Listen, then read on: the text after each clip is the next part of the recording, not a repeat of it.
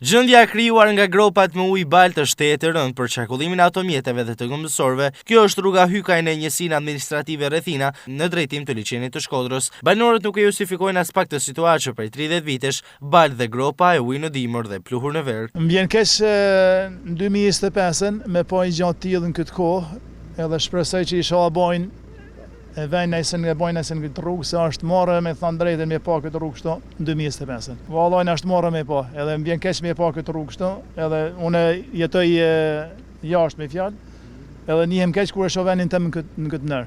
Shpresoj inshallah Zot që ka më bën diçka me rregullu rrugën për këtë popull, se meritojnë këtë popull më shumë inshallah. Ka gjë më keq se këtë rrugë. Tanë në përgjegjësi këta rrugë këtu në lagjeve janë me grupa.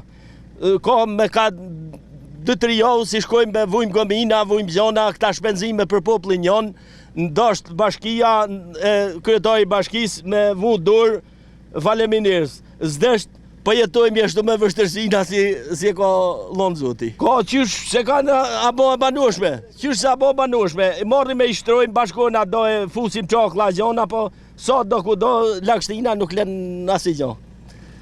Lagështina i shkatron te ana. I lutën a bashkisë të vujnë dorë, qeverisë, kush ta ketë në dorë si... Nevoja për ndërhyrjen e bashkisë Shkodër në këtë rrugë është të trajtuar disa herë nga mediat lokale, të cilat kanë pasqyruar shqetësimin e banorëve në këtë zonë. Rreth 500 familje jetojnë në të dy anët të rrugës, ndërsa disa biznese që operojnë aty kanë punësuar 10 punëtor. Këto bëjnë dhe më domosdoshëm veprimin e shpejtë të pushtetit vendor për rregullimin e rrugës, por deri më son ndërhyrja ka munguar pavarësisht premtimeve. Banorët theksojnë se tani që Bashkia Shkodër po diskuton projekt buxhetin e vitit të ardhshëm, ka detyrime të miratojë investimin për këtë rrugë dhe t'i jap fund gjenjës 30 vjeçare në këto kushte skandaloze.